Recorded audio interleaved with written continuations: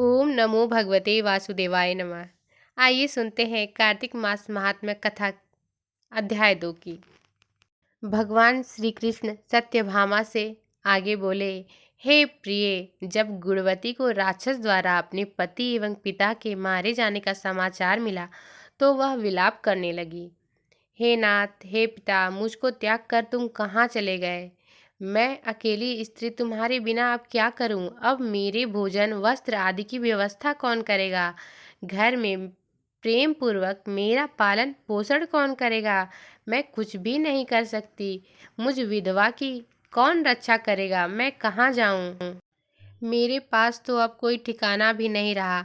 इस प्रकार विलाप करते हुए गुणवती चक्कर खाकर धरती पर गिर पड़ी और बेहोश हो गई। बहुत देर बाद जब उसे होश आया तो वह पहले की भांति करुण विलाप करते हुए शोक सागर में डूब गई।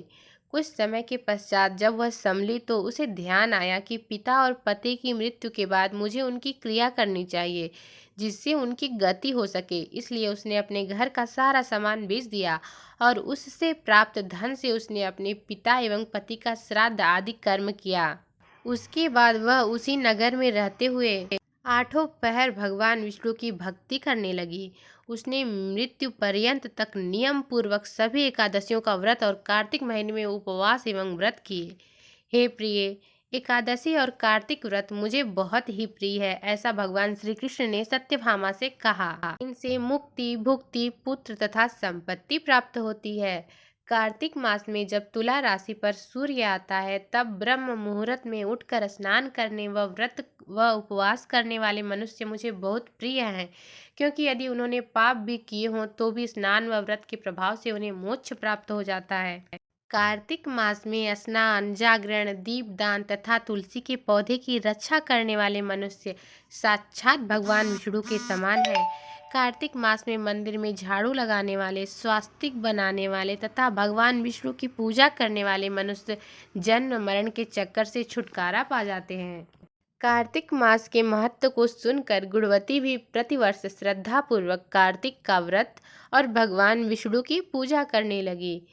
भगवान श्री कृष्ण ने सत्यभामा से कहा, हे प्रिय, एक बार उसे ज्वर हो गया और वह बहुत कमजोर भी हो गई। फिर भी वह किसी प्रकार गंगा स्नान के लिए चली गई। गंगा तक तो वह पहुंच गई, परंतु शीत के कारण वह बुरी तरह से कांप रही थी। इस कारण वह शिथिल हो गई। तब मेरे यानी कि भगवान विष्णु के दूत उसे मेरे धाम में ले आए और उसके बाद ब्रह्मा आदि देवताओं की प्रार्थना पर जब मैंने कृष्ण का अवतार लिया तो मेरे गढ़ भी मेरे साथ इस पृथ्वी पर आए, जो इस समय यादव हैं।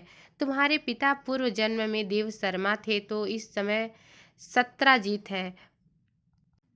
पूर्व जन्म में चंद्र शर्मा जो तुम्हारा पति था वह डाकू है। और हे देवी, तू ही वह गुणवती है। कार्तिक व्रत के प्रभाव के कारण ही तू मेरी अर्धांगिनी हुई है। पूर्व जन्म में तुमने मेरे मंदिर के द्वार पर तुलसी का पौधा लगाया था। इस समय वह तेरे महलों के आंगन में कल्प वृक्ष के रूप में विद्यमान है। उस समय में जो तुमने दीपदान किया था उसी कारण तुम्हारी देह इतनी सुंदर है और तुम्हारे घर में साक्षात लक्ष्मी का वास है।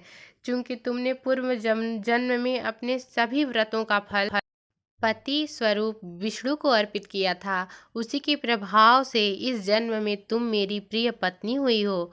पूर्व जन्म में तुमने नियम पूर्वक जो कार्तिक मास का व्रत किया था उसी के कारण मेरा और तुम्हारा कभी वियोग नहीं होगा। इस प्रकार कार्तिक मास में व्रत आदि करने वाले मनुष्य मुझे तुम्हारे समान प्रिय है। दूसरे जप, तप, यज्ञ, दान आदि करने से प्राप्त फल कार्तिक मास में किए गए व्रत के फल से बहुत थोड़ा होता है, अर्थात कार्तिक मास के व्रतों का 16वां भाग भी नहीं होता है।